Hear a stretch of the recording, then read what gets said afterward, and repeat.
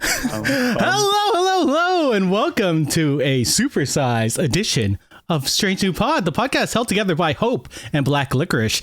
That's right, we're talking Disco and Picard this week. Julian is taking some much-needed time off this week to be with his family, and Brittany is finally sleeping. So, I'm taking the reins. And I'm handing out promotions because if I'm going to go to an alternate murder universe, I'm going to do it with these two. That's right. I'm Vice Admiral Eric alongside Lieutenant Commander Hawk, the person who will take the con out of my cold dead hands to talk about Picard. And finally, the person who will let the wine flow, but only if it's from the correct region in France. That is Captain Giraffe. Welcome. Finally, Captain Ship. Welcome. Recording in progress. I just wrote recording in progress. Welcome and glory to you and your houses. That's weird. I must have pressed that a little late. I'm sorry. So, look, it's so romantic. We have Hawk and Giraffe and me. It's so intimate. Part of me wants to, take off this. I have a screenshot of, disco on there, and maybe put on this fireplace that's on there right now. Make it a fireside chat, sipping our brandies, our alcohol. Yeah. I like it. Yes, that's right. The non-US citizens are taking hold of the podcast. Damn straight. That's right. J. Crab said, at least we know it's recording. Now it's recording. That's right. Now. Yes. So this week on Disco, the crew of the USS Discovery finally make contact with Species 10C. Book and Tarka butt heads, all the while Jet Reno chews black licorice.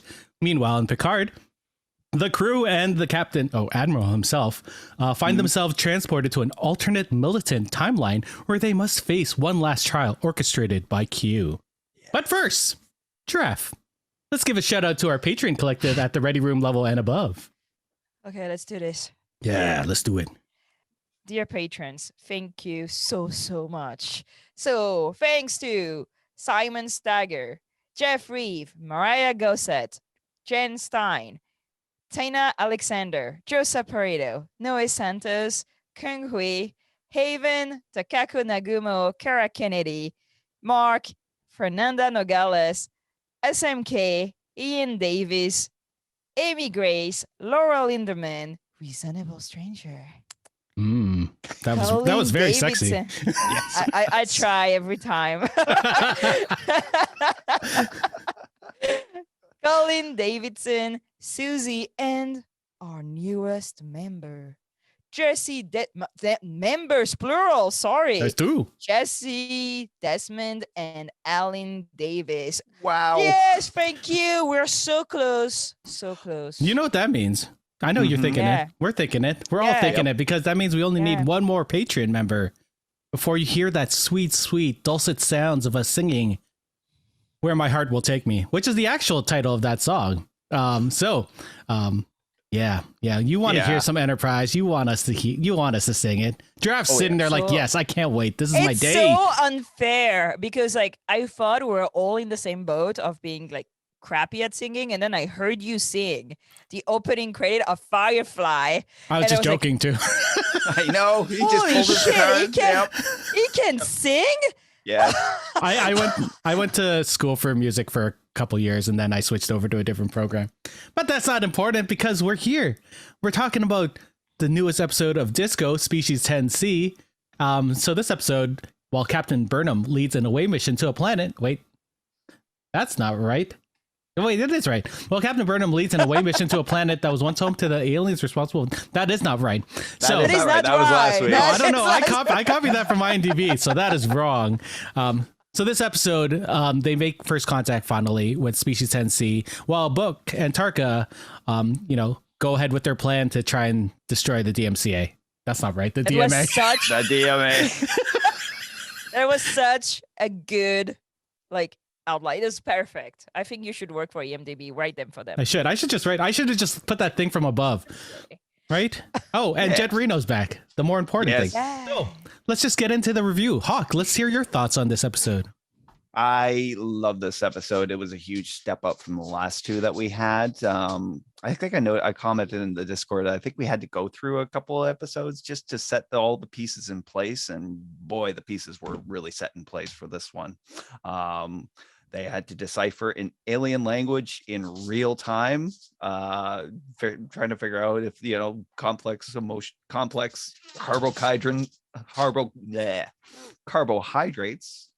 Hydrocarbons?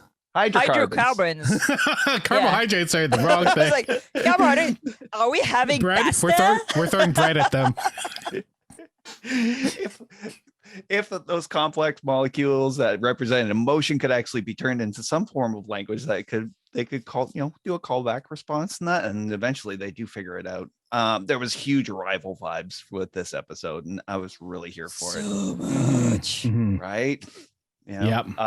It felt like such a genuine Star Trek episode. Yeah. We know that so Denis Villeneuve was influenced by Star Trek for Arrival, so why not the other way around, right? Exactly. Oh, Wait. exactly like Arrival. Remember, everything's a loop. Yes. Yes. Yeah. The Circle of Life, also Disney. Circle of life, circle of time. We're confusing Giraffe. I love it. Wait, Meanwhile- who was inspired by Star Trek? I'm so confused.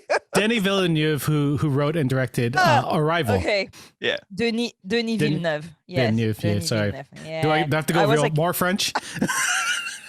My Canadian French is not enough. My grade 11 French is not good enough.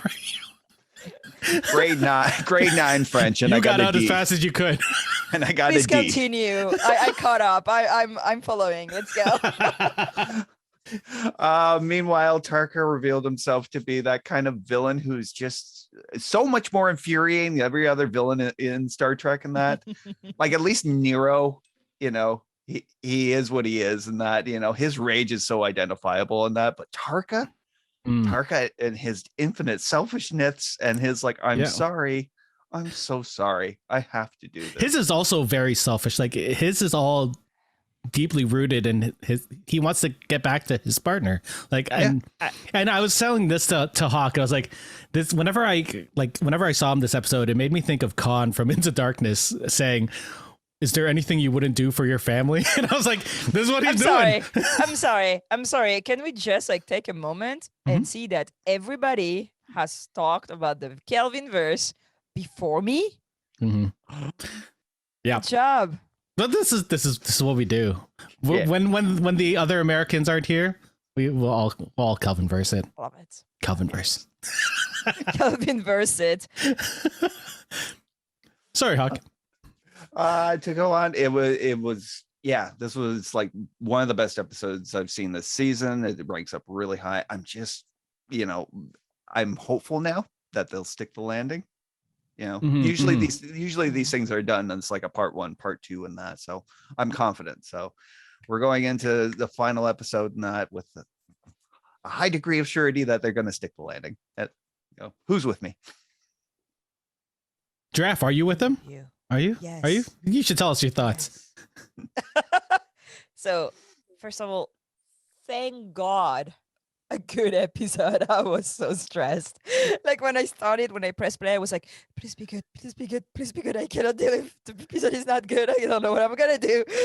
And I'm a linguist, right? I'm a linguistic nerd. So it was everything that Rosetta was not. And I was like, they should have named that episode Rosetta. Because that was about language and linguistic and this one had a tablet. Yeah. And this one had a tablet. Yes. I guess technically they got the key from last episode. I don't know. I didn't like it, so I don't know. Yeah. So it was everything I love in sci-fi. It was so well done. And for Star Trek, by the way, tackling foreign alien languages, it was so well done. So well done. It made sense. They didn't actually know everything. They needed even more clue. The thing that they thought, they just smell feelings and it's gonna be their language. Watch the episode we did last week. So that cannot be this simple. If it's this simple, it's not. No. So I like that there was the other species were trying to see, do you know math? People? I really like that. Non-humanoid species, finally. That's great. I think that we are too at a level of FX where we can do something that is credible with non-humanoid species. That was beautiful. That was terrifying too. Terrifying. Yeah, we didn't even really see them too. We just saw No. like shadows of When them. Which they show up, I was like, I thought the Mhm. Folians were scary, so yeah, new level.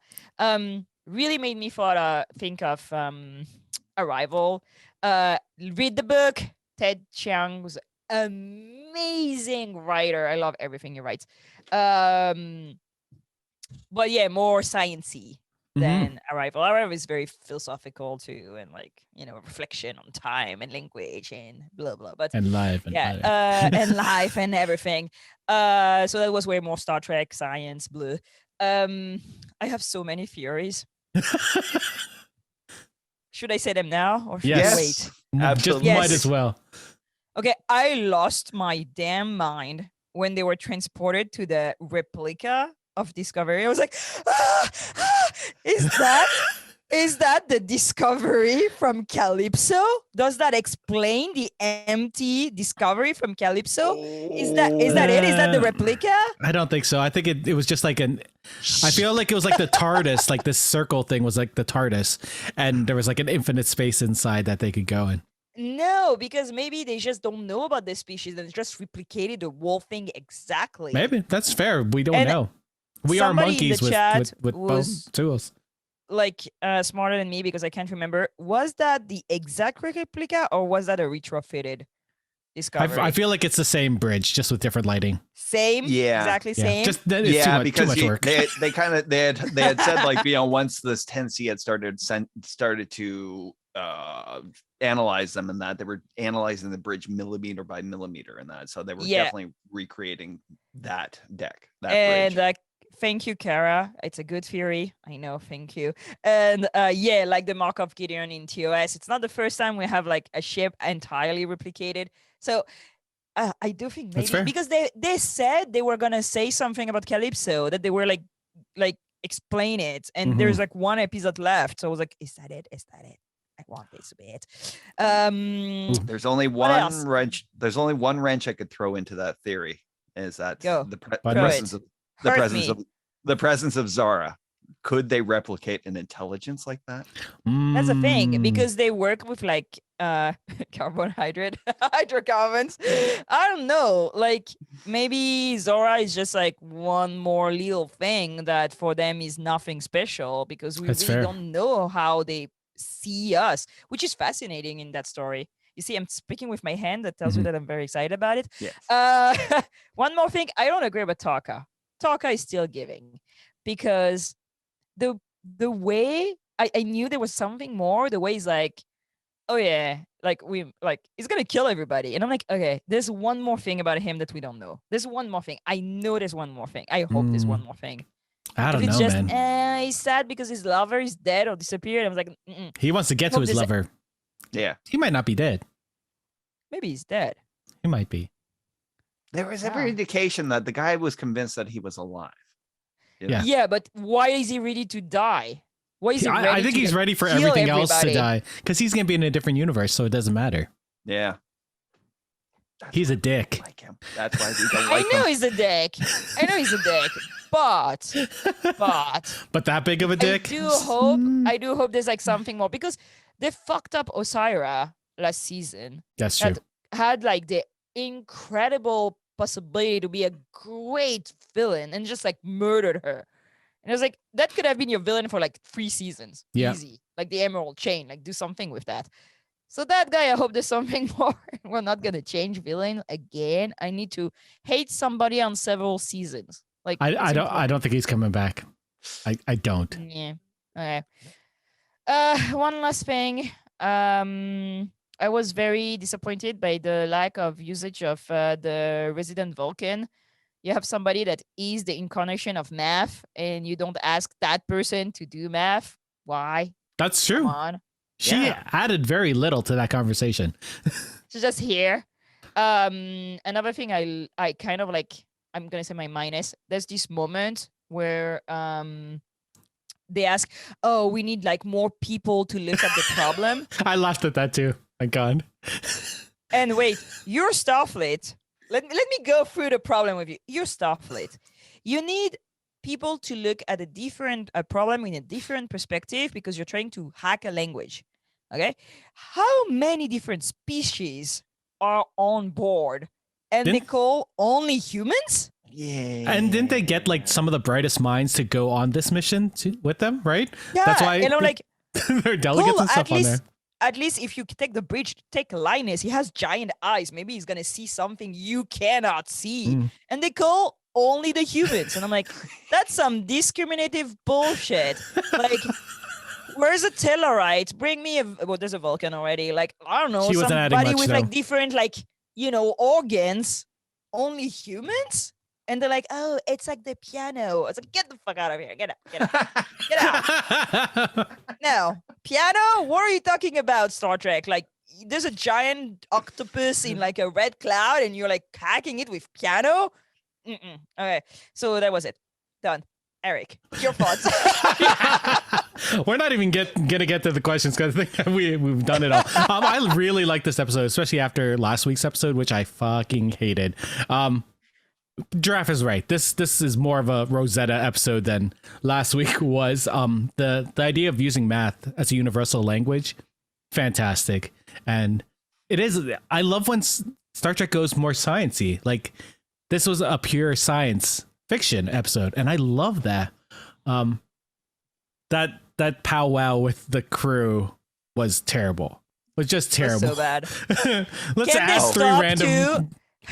Can't stop too, like walking in a line very slowly. Yeah. They need to stop doing this. They have done that every single episode in Discovery.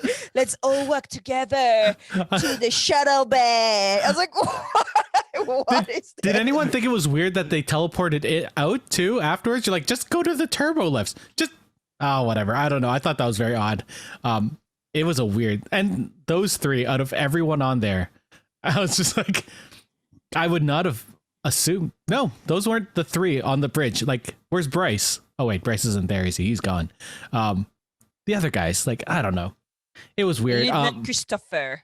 Yeah, I like the book and Tarka stuff this week. I really enjoyed that you know, book decided to take a stand, and he knew what was right, and Tarka, blinded by I know whatever he wants, like his blind like pursuit of love or whatever he thinks he's doing. That man has an agenda in an agenda in an agenda in an agenda in an agenda. He's still but I think I don't know. I think he's just blinded by the fact that he wants to go back to this one person that seems like the only person he could confide in. And again, like Benedict Cumbercon said, what wouldn't you do for your family? Jet Reno, fucking awesome. And I'm glad that they finally got to use her. Like, she's been gone the whole season, just randomly gone. Like, I know there were COVID policies and stuff that stopped that. They missed one thing. What? They missed one thing. Licorice? If the licorice would have been warm, that would have been such a good joke. Like, imagine he gives her the licorice and she goes, really? Hot licorice? Lost my mind. I would have lost my mind. There's only so many references they can do without it just being blatant. We're offline. We're offline, guys. We're again? Offline. Back. Oh, what? We're back. Okay.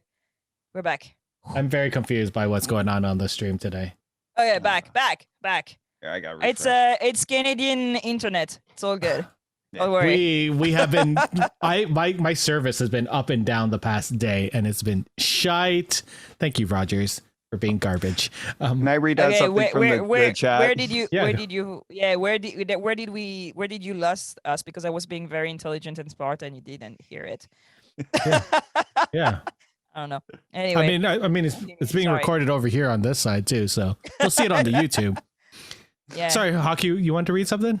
NY Raleigite wrote regarding Tarina and the math and that. Maybe Tarina is a liberal arts person. She's still a Vulcan.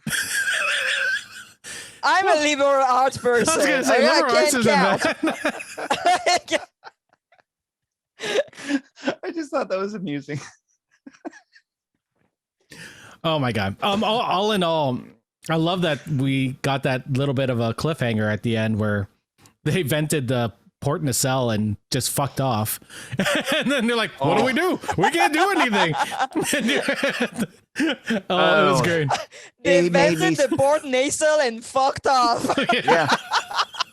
That's what made me so angry in that, because he didn't know quite exactly what was going to happen, but he was pretty sure, that there was going to be a catastrophic explosion that wiped out the hyperspace. And it's like, maybe they'll make it out. They still have 3 minutes. And as far as the void heading towards Earth after this they got a month, right? Yeah, they'll figure something out. Tarka is such a douche. I hope he's back. I don't think he's going to be, but I love him. I love him to be like that terrible. Discovery has a thing of one and done with their villains. So. It's true. I want him to come back and be like under, we'll talk about that in a sec. Yeah. Because we will be talking about Tarka. What did we think about Species 10C? Like, we finally got to sort of meet them. Was it worth the wait? Yes. Yes. Yeah. Yeah, absolutely. It was not worth 2 terrible episodes, though. Fuck you, Discovery. Like, just do 10 episodes, please. Yeah. I could have done next without year. these 2 episodes, like, for real. But, yeah, it was great. Cluthu-esque. And I think, like, it's a new thing in Star Trek. Like, no, there have been other non-humanoid aliens, but this is so well done. So beautiful. You think about how far we've come from TOS, when the strangest alien we probably saw in TOS was that rock monster from the minor episode. Really? Yeah. Not the giant baby head? The giant baby head. What are you talking Or the giant about? head in space? I can't remember what I was saying. I don't know why. Oh, the It's two different hand. things. The hand. The hand. Yes. No, the giant baby head. I'm mixing all sorts of Star Trek in my head. I've been drinking. So That's one you should should. continue. That's one should. do you think we're actually going to see the species like full on, not just in shadow? I have a feeling we will. Yeah. I mean, the VFX department has been killing it this season on that. So I think, we only just got like a little glimpse of them through the gassy, haze and that. And then I kept looking at the display panel on that when they're analyzing it and that, and you could just make out just a little bit here and there. But yeah, I think they're going to show us the whole thing, the full Monty next episode.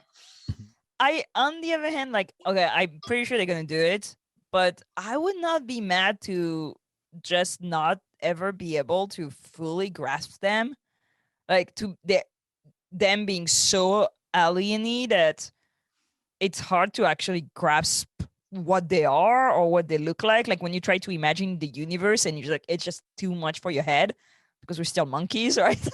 Monkeys with tools. Yeah. And I say monkeys with anxiety, or monkeys with and having them being so weird, so foreign, so alien, so uncomputable for us, I think that would be a great new step. But I'm pretty sure they're gonna show them, and they're gonna be like giant octopus, like I said. So we talked about the first contact, but they've done a number of first contacts in Star Trek, but nothing quite like this, quite as complex. They've done Darmok, where they had to talk. Picard had to talk a little bit different, but this was a totally new way for them to communicate. What do you think of this Arrival-esque first contact? I know we sort of touched on it, but is there anything more you want to expand on? How well everything was going. I mean, as far as first contact missions, this was going pretty well up until venting plasma. I think it made me remember of a Stargate SG1 episode. I think it's SG1, where they stuck in a cave and there's a giant reptile or something trying to eat them, and then they realize they're both sentient or both intelligent, and they stop trying. I'm pretty sure it's Stargate. I don't remember. That sounds like a Stargate episode. Yeah, that's absolutely a Stargate episode. And I remember it was the first time in my teenage years. Yes, I'm that old. Shut up. I'm pretty sure I was in my 20s when that came out. Me too. Oh. You're the baby on the podcast right now. Wait, yeah, it was end of my teenage years. Anyway, where I was like, oh, yeah, maybe there's species that don't consider us sentient. Mm-hmm. And that was like mind-boggling for me. And I'm very glad they did it so well. Mm-hmm. Because I do think that they went in the idea, oh, they're very technologically advanced. But there's a one point Detmer is like, well, we have a starship. Yeah. How can they think we're sentient? I was like, because they're that far in advance. that I love far, that. yeah. That was amazing. And it's like, and I was like, and she was like, oh, I think it's Detmer. I'm not really sure. But I think We it was don't- great. yeah. I think it raises the stake though, because each season they go a little bit Mhm. farther, and I'm like, now you cannot go back to like the Dominion War. You need like to bring on like crazy stuff now. Discovery, like you gave me this, I need more. Like, Yeah.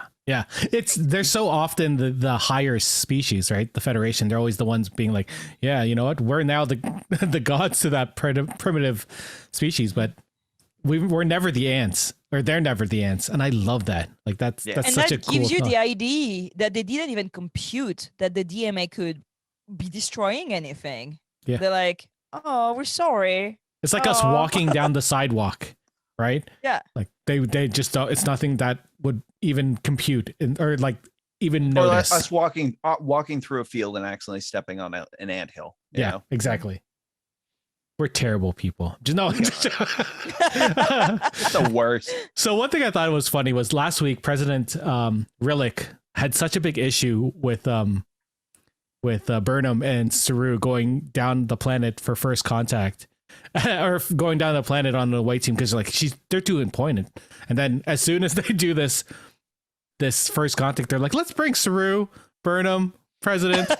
You know what?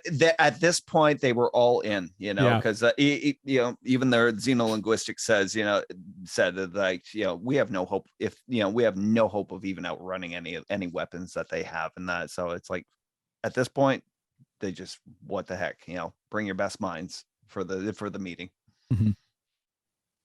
Yeah, none. Yeah, Yeah. I'm just done with this. Like, oh, Burnham cannot go. Burnham should go. Burnham should go for weird reasons. I was like, listen, Star Trek.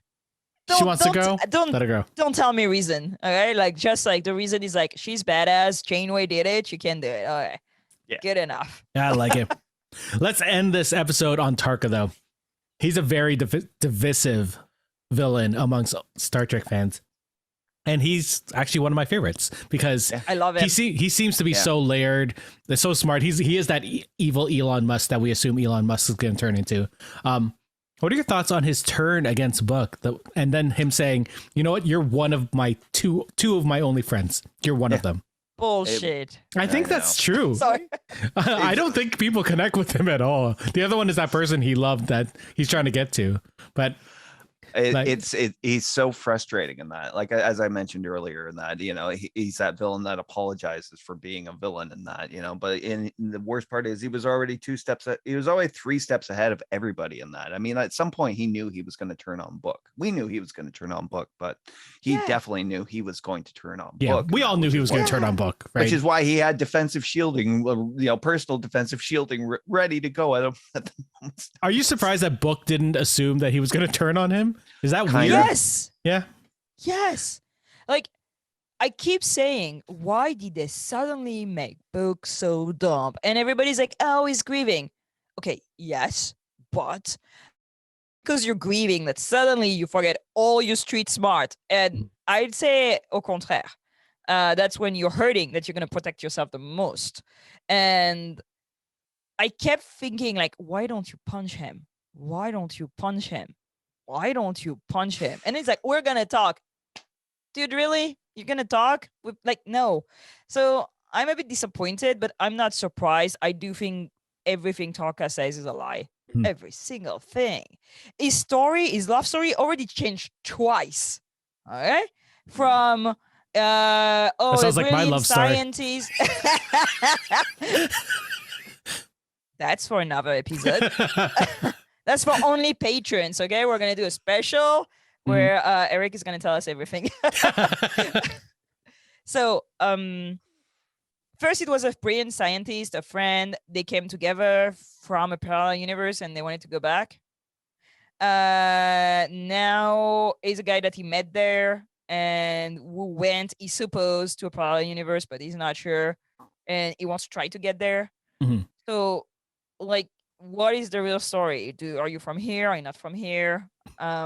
Do you know where he is? Are you actually sure it happened? I'm like 70% sure that everything he taught Book, half of it is bullshit. He's lying. I That could guy see that. lies. He has an agenda. He has something he wants to do, and we'll know it next episode. I'm sure. I think It's I true. wonder if it's harder for us to believe him because we're all Expanse fans. And seeing him in this role, we're like, well, fuck, that's Aaron Wright. And we know he's a weasel already. So Yeah. he's just going to continue being a weasel as it goes on. And the fact how he lied to Book and how he turned as soon as he didn't need him, and then like you were one of my friends. Oh, shut up! This is Yeah. all lies. It's all lies. I wonder, I'm more surprised that Book didn't notice that he was tampering more with his ship. Like his ship is his baby. It'd be like if he was like medically touching or manipulating Grudge. Like I feel like they're the same thing. Like he would know. It just seemed weird for Book to totally be caught off guard. I know it's for the service of the story, but it just seems weird for Book. Especially after all that we've gone through. Sorry, Hawk, yeah? On that note, we finally got an appearance by Grudge this season. Yeah, true. I totally And forgot we about finally, we finally know why his name is Cleveland Booker. Oh, yeah, Yes. that was a wonderful story. Like how Right? he's the fifth in That's the a- line. Yeah, and their name in the courier industry and that it denotes like a trust in that. So yeah, he apprenticed under a guy named Cleveland Booker who had inherited that name from another. That was amazing. I love that. And that is plain too in the first episode, like the first episodes where he's in season 3, where he's like, my name is Booker. My name is Book. Like he keeps like telling people that's not my name. My name is Book. And when she asks like, is that your real name? It's like, my name is Book. There's like several times where he's like reaffirming his name. So I thought it was a nice touch. Yeah. Sometimes Discovery actually goes through the Yeah. storyline and closes And them. That was I great. was hoping that it would be a good story, and we find out that he's basically Star Trek's version of the Dread Pirate Roberts. So that's amazing. That's from What's Princess that? Bride. Princess Bride. You ever seen the Okay. Princess Bride? Nah, I watched it once because all Americans keep like talking about it, but I just remember that I don't think that word means what you do think it means. That's like one of the line. And you killed my father, prepare to die, and like Yes. giant rodents. That's pretty much all. That's all I have. That's fair. Oh, and the giant guy. That's it. Lexi has a good question in the chat. Do you think at some point in the show we'll see him pass on the name? Maybe this. Maybe. Maybe next week. Yeah. He Hey, you might remember, die. like I said 4 episodes ago, I think Book is gonna die. So let's see. Mm-hmm. Even if he doesn't die in that, I watching this episode, I kept thinking like, you are never gonna be able to repair this bond with Michael. You've broken it so bad. he but I fucked wonder up because- so bad. Because Jet's message said that they were both captive, so I wonder if there's something maybe there that would help repair. I don't know. We didn't talk about Jet Reno being amazing this episode. She was amazing. Yes. I don't know if there's anything else to say. She's so awesome, and I wish she was in more of the season. So let's just end this on a rating.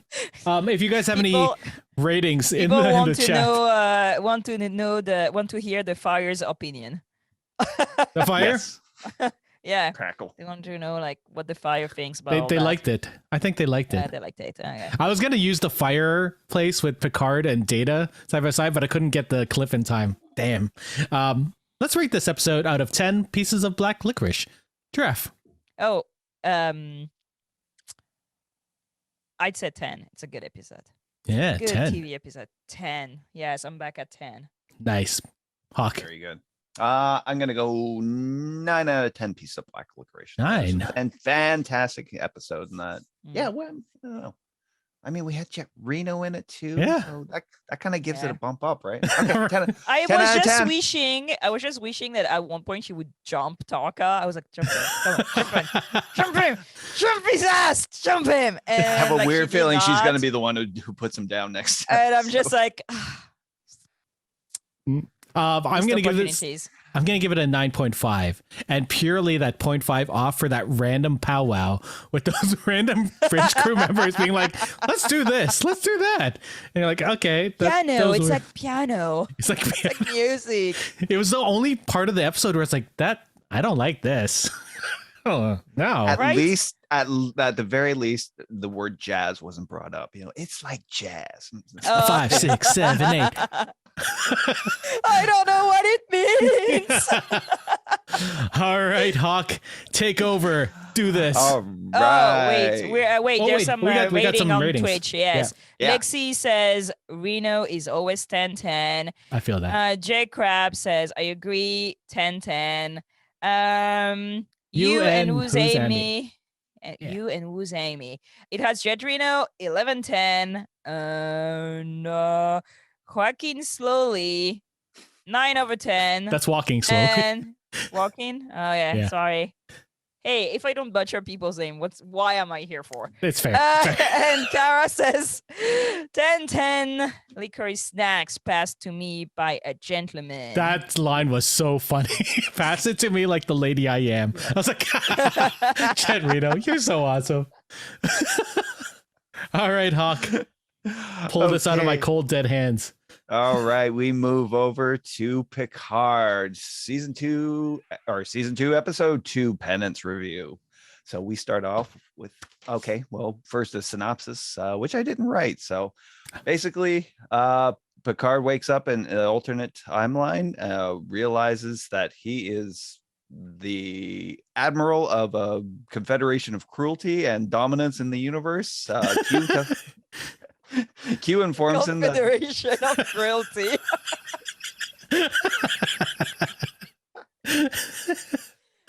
Sorry. It's true. It's true. True.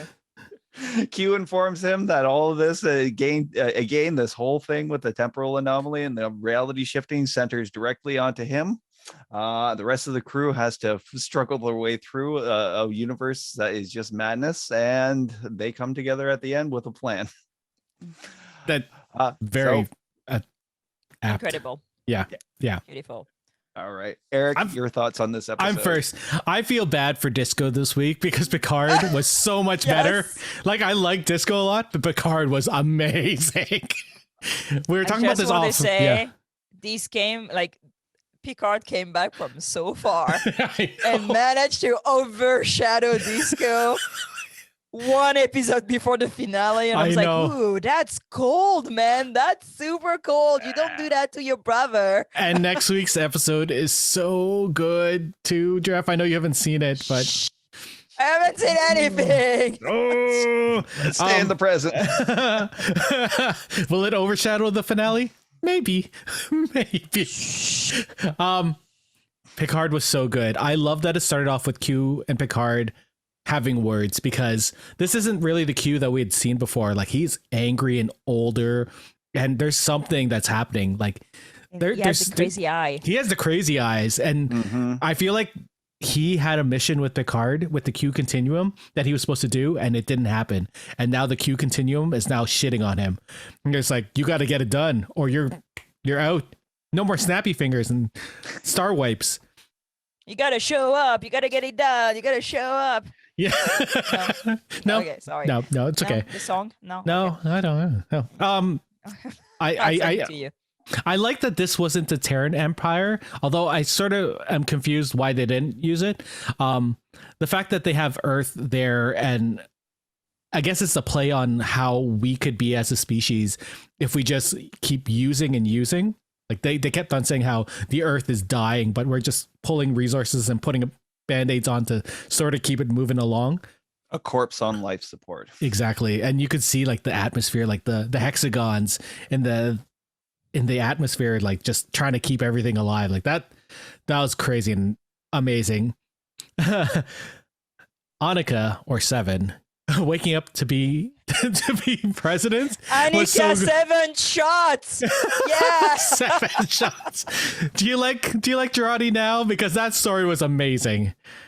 It was That so was the funny. best thing she has ever done in everything she's done Star Trek. That moment where she makes up the story, I was like, Oh, it was so good. Where was this last season? And then right after, she's like, "Oh my god, I did that! I did it! Oh my god, she's so good." The crew waking up in various positions, trying to figure out what's going on, and them just being like, "Holy shit, we're in a different." Do they? I assume Starfleet knows about a little bit more about the mirror universe at this point in time. Do you think it's common knowledge amongst Starfleet? Who knows What? in that? Because like the mirror universe. Do you think Yeah. most of Starfleet knows about it, or is it just classified behind Since certain? TOS, it's like forever ago for them. Everybody Yeah. knows that, no? I don't know. It would be interesting to know if it's undisclosed knows. information. Picard for sure. But like Rios and Girardi would be like, "What the fuck?" Imagine if somebody would tell you that now. Mhm. So there's like another universe. I was like, universe, so and weird it's a little that- bit more murdery. And then this is a different we're murdery the one. murder. No, we're the murdery one. We're the murdery one. Oh, that's fair. We are the 100%, yeah. we're in the worst timeline, aren't we? Oh, Yeah. the darkest timeline. Sorry, community fans. I like that we got to see the Earth in different places. Like we got to see Okinawa, right? That's where Yep. where Yeah, that's Murder where Bay all the was. riots and the bombings were going on. And Murder Bay was just looking good in his all black, and it was raining, and he's just like His hair Do just not wild. say his name. Murder Bay. The pain. Them Rios realizing that he's attacking Vulcan, like he's the one leading the attack. Holy shit. That was his plan. That was also his plan. I know that was crazy. What do you call it? D-Daying Vulcan? Or something D-Day, like yeah. that. D-Day of Yeah. Vulcan and that. Oh my god. It's like you always said, Captain, and that. Watch out for what was that? Watch out for those green bloods and that. They'll Mhm. they'll The melt your green-blooded mind and scramble your bastards. balls Yeah. and leave you begging to die. All in all, I love that they all come together to sort of be around the amazing Borg Queen, played by Annie Wershing. She was so good as the Queen, and like if you're not attracted to this Borg Queen, like is it weird? Is it weird to be attracted to the Borg Queen? She is so good though. I really liked her. I liked her rapport with Girardi when they end up on the ship. Like I thought that was good, and I hope that they play off that more in future episodes. I like that we again end on a cliffhanger. Like they finally escape after this mad, crazy, not trial, but like The public execution. the public execution that everyone was just sitting there like, yeah. And Picard, bless his heart, was just like, he's like, come on, give me more. Part of me was hoping someone would come from backstage and give him that beret that he had in the Casino Planet. Last year. I never want to see that or the eye patch again. Like that would have just made it would have made it perfect. The ending with Elnor getting shot and the crew just being like, holy shit, we're in a dire strait. Shut up. It's such a good episode. Like this is movie quality. Like the first two episodes, you could have had it as the first of a trilogy and I wouldn't have minded. Like just end on that. Oh, that would have been sick. Anyway, that's what I'm thinking. I love this episode. It's so good. Nice. Giraffe. Exceptional episode. It was so absolutely good. I'm trying to find who wrote that episode because the number of one-liner in that episode, I wrote them down. I laughed so many times. Like with like the into the mirror darkly. I was like in the room with all the skulls. That's yesterday's Enterprise. I was like, That's yesterday's Oh my Enterprise. god, yes, all the references. Between the Spot 73, the name of the fake cat. We saw Data too. Adam Soon too. That was random. We're gonna Borgnap the Queen. Mr. First Husband, sir. Like there were so many moments where I cracked up. Annika 7 shots. The final stranglers, as they called in the north. Like, what is she even talking about? Everything was like so. Mr. Alphabet. Raffi calls Q Mr. Alphabet. And like it was so well written, so well paced. There was not a second, and everything flew so well. Like there was no like weird plot. There was some plot hole, but like nothing like terrible. Nothing that like endeared the system, the whatever is going on. But where is Agnes? She's in the basement with the Borg Queen. She's in the basement. It's like what? So excellent episode. I laughed. I was like so into it. I was like, holy shit. The references got me. We're gonna do the Easter eggs, I suppose. Again, I didn't read the outline. I suck. Sorry. We did not. No worries. Put that in there, but we can. Oh Yeah. yeah. Because there's so many Easter eggs. Like it's not even Easter eggs. It's just like in your face eggs. I don't know what you call something that is. Those are omelets. Omelets. They were like, and when she's like, do you want to talk to General Cisco? And I was like, say yes, say yes, say yes. And she's like, no. I was like, what? The Cisco. You could have had the Cisco. The mirror fascist Cisco. We're never going to Come get on. Cisco back. It's not going I to was like, happen. why are you doing this to me? I laughed at the fact that they're like, oh, that's Gold the Cat, and is the reason why you have the a synthetic skulls. body. Why? I forgot about the I was like, skulls. they killed that motherfucker, buddy. Fuck them at first, and I was like, respect. A massive hole through the guy's head. Yes. Oh my God. The skulls were so epic. The stories were so good. I wanted to know who was the Ferengi that was there. The skull, because like, come on, tell me. It's Quark. Sarek and Mark. Oh, imagine if it was Quark. Oh my God. It's not Quark. He screwed him on a Quark is deal. what his Just killed him. face. The one with the weird scepter. I Oh, the Grand Nagus? Yeah. Oh. Yeah, it's absolutely Grand Yeah. Nagus. Yeah. Probably. You're right. It would have to The be, right? the scepter is in the shot.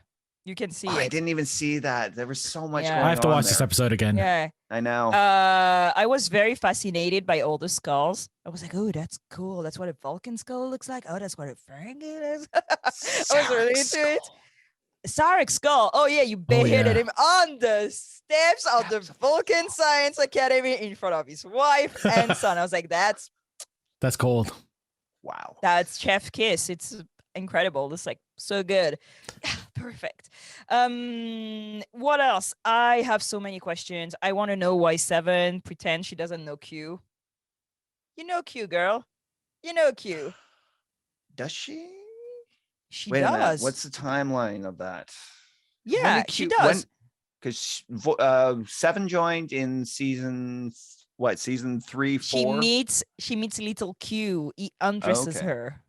You don't remember that terrible Berman scene? Ooh, I don't. My Voyager repertoire is a little And weird, so. actually, Julian was telling me there's a Q episode in season 7 of Voyager. I do not remember that, and I didn't have time to check. What is I don't. Twitch saying? Twitch, help me. Yes, Twitch, where are you? Help us, Twitch. 7 didn't meet Q, just his Just his annoying son. Okay, yeah, but she knows of Q. I mean, come on. You don't like just learn that, oh, there's a all-powerful being roaming around Voyager that leaves his son around. I feel like the Borg would know too, right? They would have some sort of inherent knowledge of the Q continuum.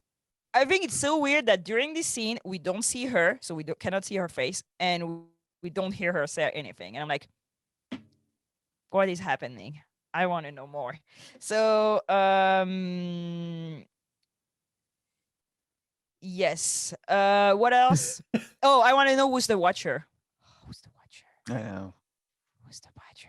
Are we gonna see the Bell Riots next week? I hate you both. I hate you both. I see you smile, and I'm like, shut up. Okay, that's it for me. Sorry, Hawk, your thoughts.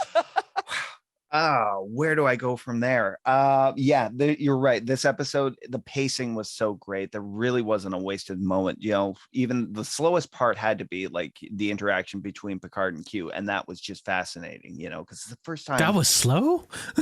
like that was where we didn't have like that whole kind of tumbling, like fast-paced action going on in that. The first time these two have met, like chronologically, it must be at least 45 years between like Picard and Q last meeting, and that if Picard's like 95 at this point. Yeah. And yeah, it was a dark turn. Like, like Q was not his usual self and that, and something about those lines and that, he was talking about like age and that, and how it like all the regrets and everything etched into the face and that. And he was looking at not that Picard, but looking at age itself and that with such hatred. And disgust. Exactly. Yeah. That's why I feel like Picard didn't get to do something that Q needed him to do. Right. I'm sorry. I'm wondering. Yep. Sorry, I'm trying to catch up with Twitch. Okay. And, yes. There's a lot. You know that Spot 73 was voiced by Patton Oswalt? Yes. Yeah. You did, oh yes. You didn't know? Yeah. No, sorry for interrupting you. I love how he threw in a random meow at some point. Patton Oswalt. He's in everything now. I love it. Yeah. I love that he's there. Great. So where's I? So You're There are Q walking through Picard's like den of glory, his man cave of horror. Man cave of horror. Oh, it was brutal. And like all the weapons he collected and that. I got to get Twitch on this. Like, like what did we see in this in that scene and that, like as far as weaponry? So and many things. The big armor set that he kept in there, it was so familiar. It's with Torchbearer. It's Discovery, the Torchbearer, when she fights him in the Vulcan Hello. Oh, you're right. That's the Torchbearer armor from Discovery episode 1, 2. Yeah. 1? Yeah. That way back. And you had a Zatvash disruptor. Yeah, you had like a ton of things. And I want to see all the trinkets that are like under the skulls. Mm-hmm. Like, what are all these like things that are like, hanging under the skulls? Like, there's a lot of things hidden in that scene again. Mm-hmm. And then snapping down to the kitchen and that, with all the Romulan slaves in there, and like, usually the way we see Picard and that, when he walks into a room and that, he's greeted with certain, either deference or, people are happy to see him, or maybe they're not happy to see him. These people were just terrified. They would not even look him in the eye.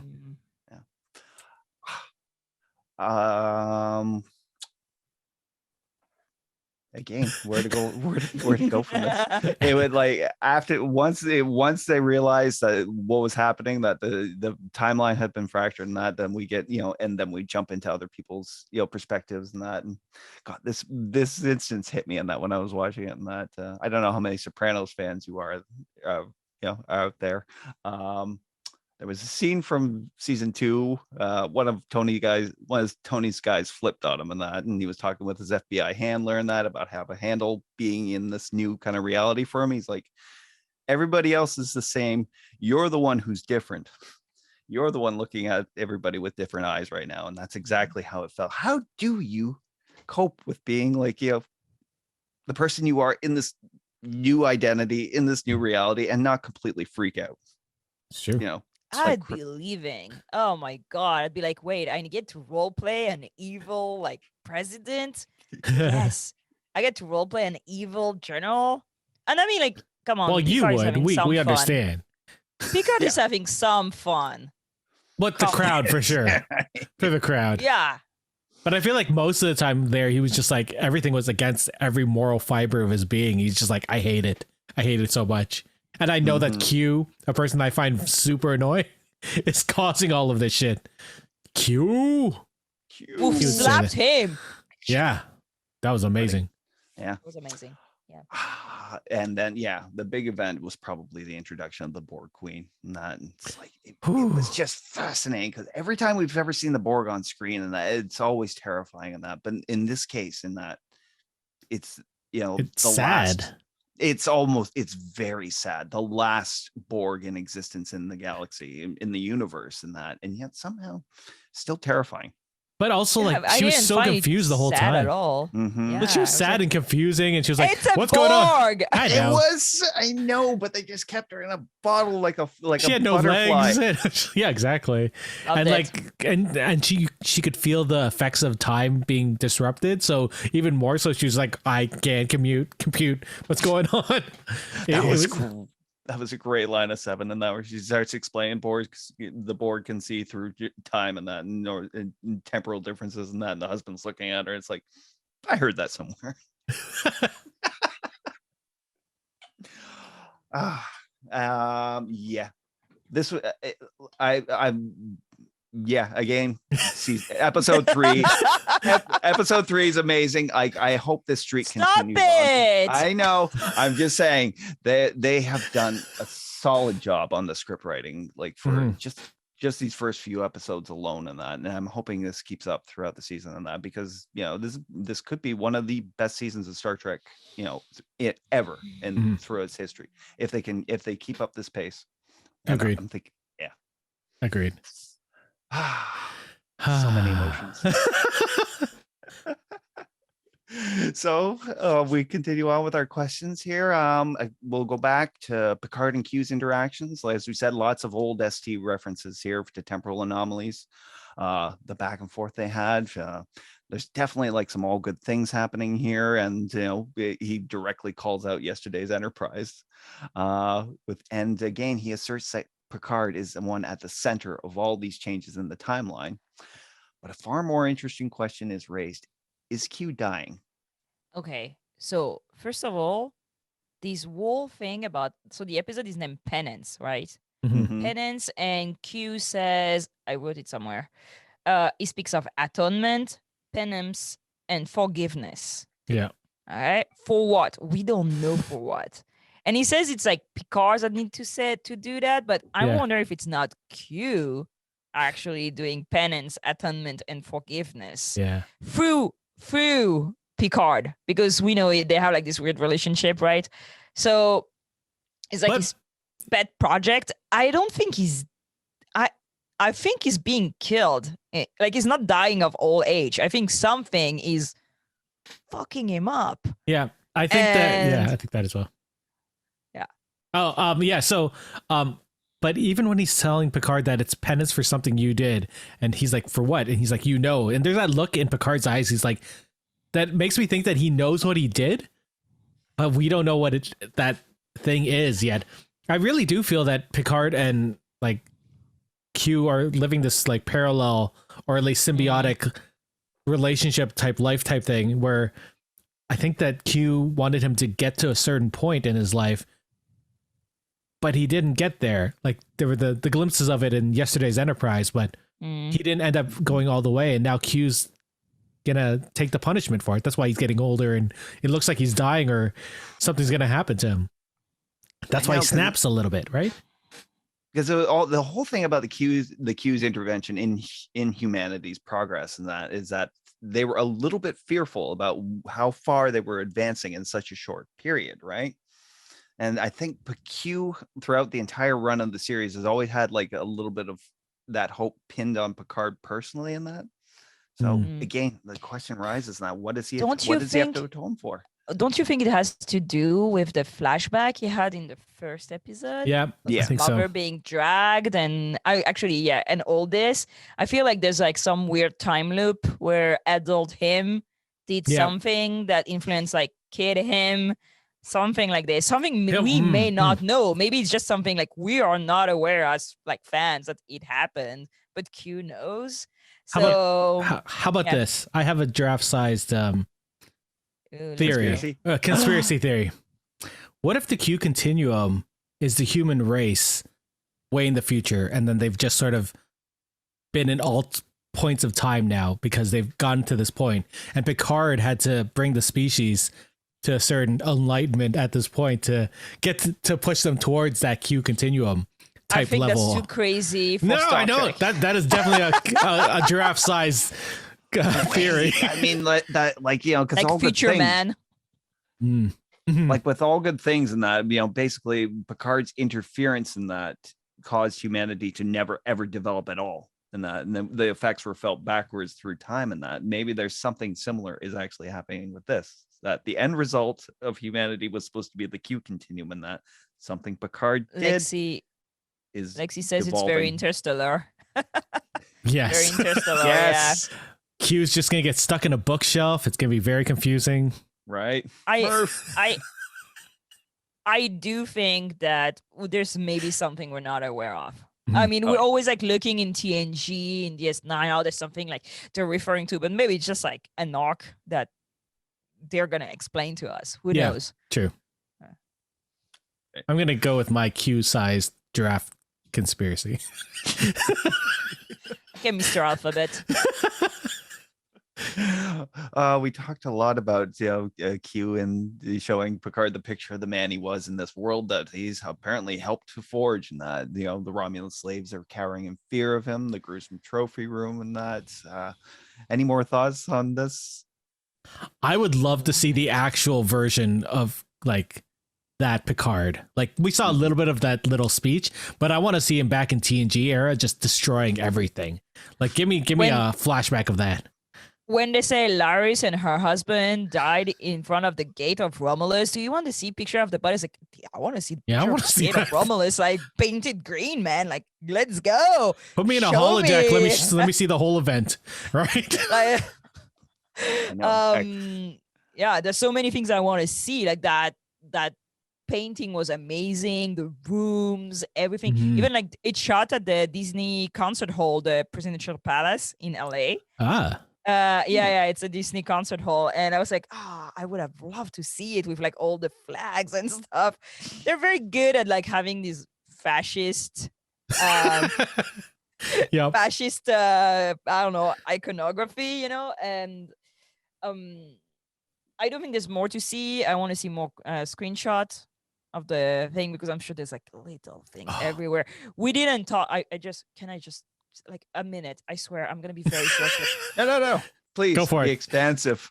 The screenshot of Stargazer with the ship giving a captaincy to Uhura and basically saying that Picard was a cadet under her in the Leon the Grounds was so good. The screenshot, the shots of like the props in Picard are like another story. Like they're adding layers and you can't even see them in the thing when you watch. It's impossible to see. And I was like, thank you for Twitter. Thank you for showing all this.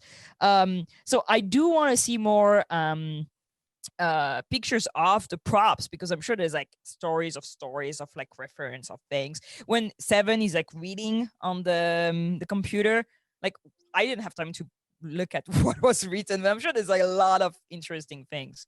Yeah. Oh my god, that sounds just like the Shield of Aeneas. Oh my god.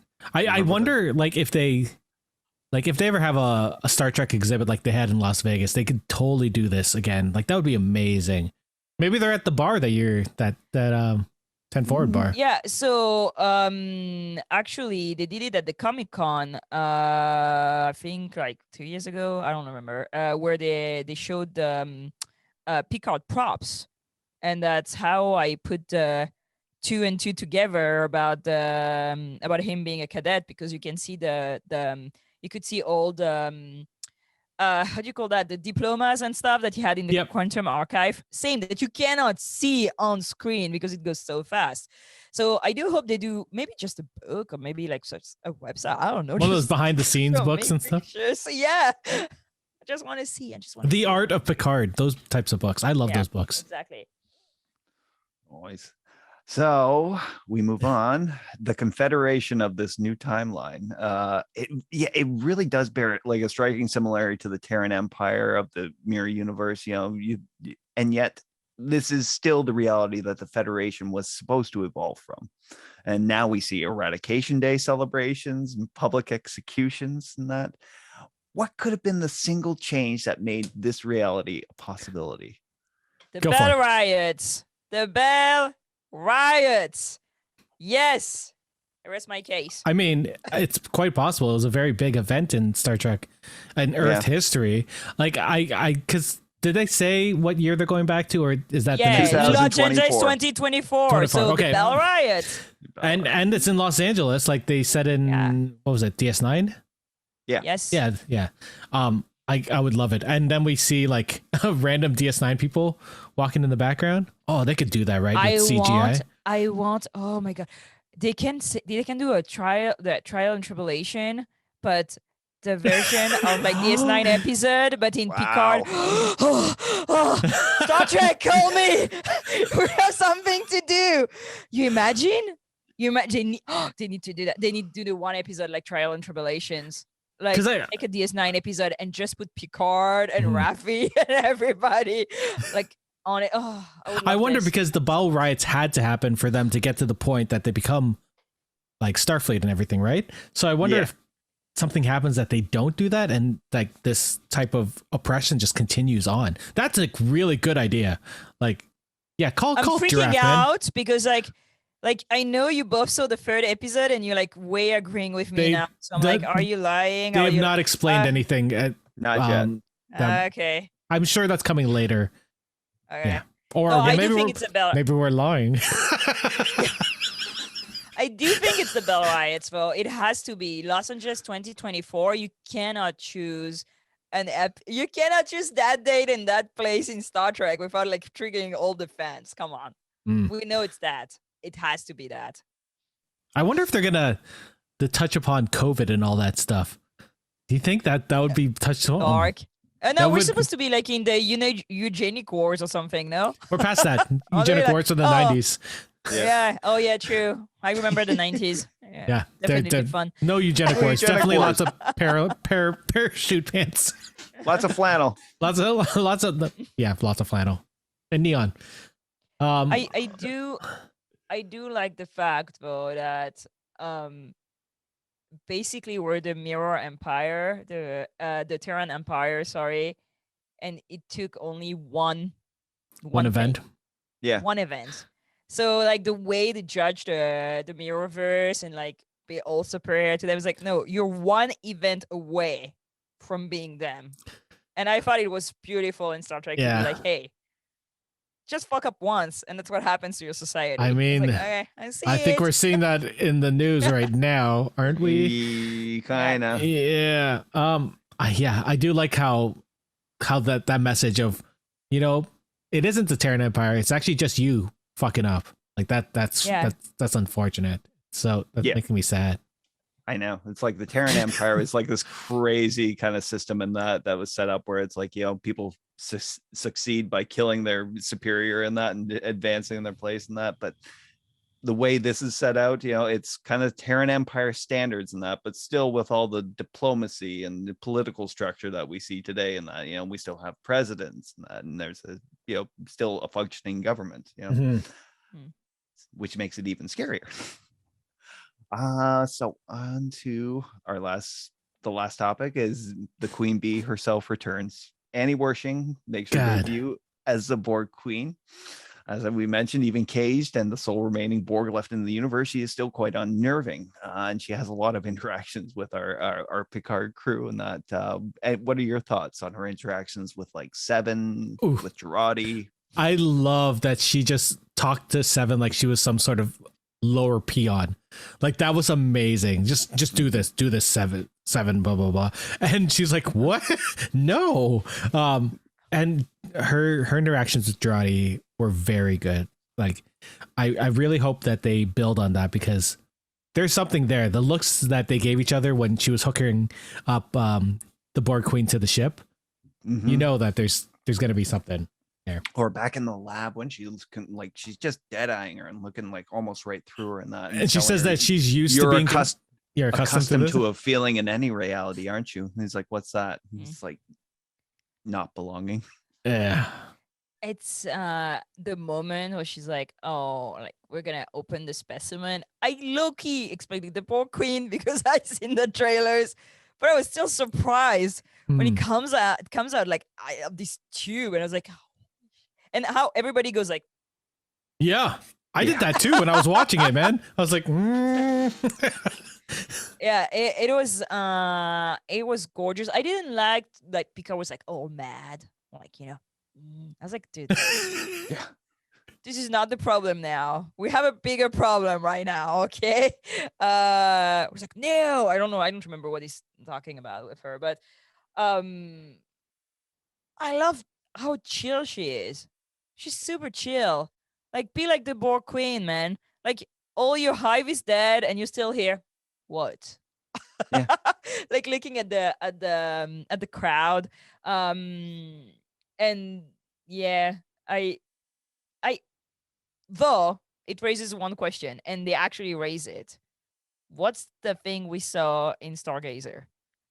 Because they're like the queen. No, I don't no, think like that's not her. like I don't a think that's normal her. queen. That's not the queen, right? That's We not know her. it's not now. So that's Picard's mom. Maybe. I think it is. Yeah, I know. There's a strong indication that it could be in that, the way she addressed Picard at the very end and said, look up, the exact same thing her mother said to him and that as a child. So Oh. they may have already given away that part right now. But yeah, no, this is the Borg Queen we're familiar with. And it looks like they're about to do a team up with her, because she's looking Yeah. at them like they're the only card she has left to play in this. And she's literally the only card they have to play in this universe. And if they want to get done what they need to. I'm going to answer Twitch. Yes, Seven said it was the queen in episode 1. Yes. But in episode 2, when they talk about, Girardi is in the basement with the Borg Queen, and he's like, the Borg Queen? And she's like, yeah, but like, not like the one we saw, like a normal one or something like this. And so they all know what we saw is not It's a normal Borg Queen. Even different. Seven is not sure, like, what the hell is that? And the fact that she doesn't like assimilate everybody, the fact that she just stuns everybody, there's so many things that don't like track up for like yeah, I don't know. I want to see the new improved Borg Queen again, just like the style, the helmet, everything. Are there multiple Borg queens? I've always wondered that. I don't know if it's like a specific consciousness that just gets downloaded into different bodies, because it would kind of have to be, because her body was destroyed in First Contact, right? Yeah. But then she appeared later on in Voyager. Yes. Yeah, but it's Star Trek. That doesn't mean maybe they just forgot they did that in a movie because it was another person, and they're like, they forget what the Klingons look like every single franchise. That is fair. That is fair. Yes. Beautiful. Oh man. Wow. I think we've come to the end, so I'm gonna ask you guys rating out of 10 AI kitty cats. 10. Let's start. 10. Eric. Yep. That episode was amazing. I was gonna Drop. say 10, but I'm gonna say 9 because they killed Murder Bay. Did And they, I though? am not okay. Did they? He's just He's bleeding wo- on the floor. He's wounded right now. We don't know. So I'm gonna reserve judgment. Right now it's a 9. If he leaves next week, I will like give back the point, but only if he leaves, because I screamed so bad on Discord when it happened, and Yep. Adriana was like, I saw it happen. I was like, oh, I know where she's. I know where she Oh, boy. is. I was like just reading like, no.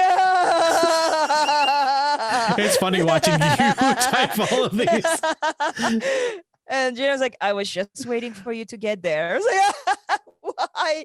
So yeah, 9 and maybe 10 if he's not dead. Mm. Alrighty. I'm giving this another 10. Damn straight. 2 in a row, Picard knocked it out of the season. It's like, this is their apology letter to us, the fans from last year, where we were left. We just have like, some rating on Twitch. So Jake Crab said 10 spot 73. Alexandra says 10-10. Surprise Patton Oswald's. Mhm. Walking slowly 9-10. What? John Briones as evil first husband magistrate. True. Yeah, he was really good. We Yes. didn't even talk about him. Yeah. I liked him a lot. Incredible. I hated him. Yes. Like in a good way. Like I was like, I hate you. I want you to die. 7, From brain the him. moment he brain comes him. in, too, you're just like, I don't like you. I don't Bring like him you. to the Borg Queen. Make she eat him. Like And horrible. it did give Raffi her best line of the episode. And it's like, oh, see, you got over your commitment issue. Oh my god, yeah. Any other? Yes, Lexi had one and I lost it. Where is it? If Elnor dies, all of Trek is at 0-10. Thank you. Oh, wow. Thank you, Lexi. You, me, same page as usual. All right. You and who's Amy said, 10 out of 10 for sure. Yep. Live Long and Prosper 81 wrote 9 out of 10. Wish the plot moved along a bit faster. That's fair. Fair. Fair. All right. So it's the subspace to Paul and mailbag. I think I have a thing for that. And the frequencies are open. Yep. You didn't hear that, but it was on there. So we asked Twitter about I'll do Picard, you do Disco. Star Trek Picard episode 202 Penance, and 57.7% wrote Slay Queen. 30.8% wrote Annika 7 Shots of Fun. 7.7% chose What the Q, and 3.8% wrote I'm Borg already. These are really good, Julian. Okay. Yeah, like grade A puns. Yeah, amazing. All right. So we asked, what did we think of Discovery? Episode 412, Species 10C. So the poll wrote 10 out of 10, 54.1% said 10 out of 10C. 24% said hooked upon arrival. 10.8%. Sorry. That's so bad. Let's go. Let's do it. You can do this. Yeah, you can do it. Go, Hawk. 10.8% said target up the wrong tree. Mm-hmm. And 10.8% said rather eat black licorice. There's nothing that would make me want to eat black licorice. I hate terrible. it. It's gross. So gross. It's the worst. It's and the she worst. loves it, and I don't know why. All right. Next is mailbag. Giraffe, you want to read the first one? Yes. Heaven says, Star Trek Picard 202. I absolutely love all the throwbacks to past Trek, especially with the name drop of yesterday's Enterprise and seen by Mr. Alphabet. Oh, I love that nickname. It's a lot better than how Worf, LaForge, and Yar discussed him in All Good Things. And General Picard. This world is much darker than I ever imagined, as I often thought that Earth 1218 is on a direct path towards the mirror universe, and what we saw, Q, Picard, and Arve in, is a lot darker than the mirror universe. Yeah, because it's us. Yeah. I think it hits darker because it's absolutely us. Okay. I will do Colin. Wow, Captain. Tall order having to choose. Anyway, I'm choosing Discovery. Given my disdain for Tarka, it's not surprising that I found the Tarka storyline tedious. It helped that Reno was there, Tig doing a damn fine job of it too, damn straight. And that book finally woke up a little too late. No part of this story has done anything to endear Tarka to me. He's a one-dimensional, arrogant bully with total disregard for anyone else but him. Villain should be interesting. He is not. Ouch. The main storyline developed a little too slowly, but it fascinated me. Their cooperative brainstorming to formulate the messages were 100% delicious brain candy. I love seeing intelligence at work. I must admit, however, that Tarka's effing up their efforts did set up that what will, of course, be an exciting conclusion next week. I'm just going to read the next one because Meg agreed with Colin, saying that, Disco, how do we convey the concept of us? If that isn't the heart of Trek, I don't know what is. This episode is pure Trek, especially the brainstorming scene. The language, communication, problem solving harkens back to Darmok, as my friend Fefe Nog pointed out to me, and other classic Trek episodes. It's true. So Yum Pod wrote, Picard. Wasn't a huge fan of this episode, but willing to see how the series continues to unfold. The Q stuff in the first half was the best part for us, but we couldn't help but feel the presence of story and script moving the characters and pieces into place. It was too artificially done. Oh. It's still too early to tell how the season is going to be, but there have been some steps taken to improve upon the last season, and that is good. But some of the script writing issues that were present last season are still here too, and we hope that those don't ripple out and make a mess of a story that we saw last time. That's interesting. Like, I do see this as a chess piece moving episode, but not badly done like Disco did a couple episodes ago. Like, right. I feel like this was marching, but I could see that this could get thrown away, I guess, later. I don't know. You see the repercussions of this action that supposedly There happening in was 2024. still many things happening, so I don't know. Yeah. Yeah. Anyway, Yeah. Lexi wrote, "Quite enjoyed this. Had a great sense of ominous mystery and tension throughout. I got big time the motion picture and the Abyss vibes. Ooh, yeah. Yes, the Mhm, Abyss. Nice. Oh. Yes, catch, that's yeah. a good. I love that movie. Mhm. The Tensi have a suitable air of awe to them. Despite being missing for the whole season, Reno is naturally a standout MVP. And I Mhm. still feel for Tarka's plight. Plight. Sorry. English. While wanting his shenanigans to be stopped. It's all well done. Also, Grudge just being totally done at Michael and Saru's screaming session was the funniest shit. I forgot about that part. That was funny. That was funny. random and funny.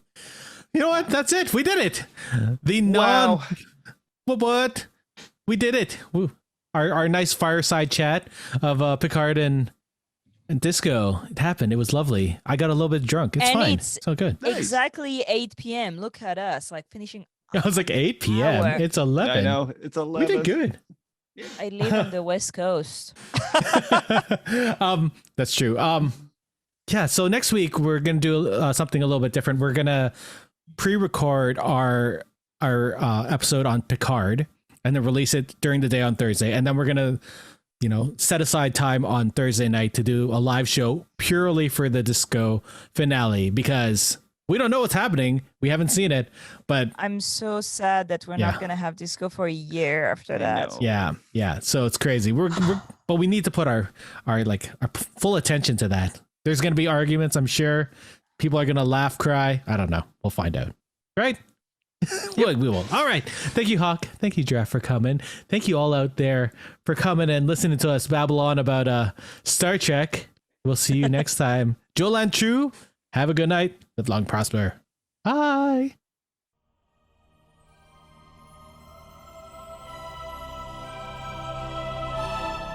Thanks for beaming into our podcast today.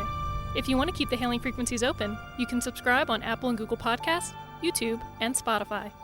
Like what you hear? Put in a good word with Starfleet and leave us a 5-star review.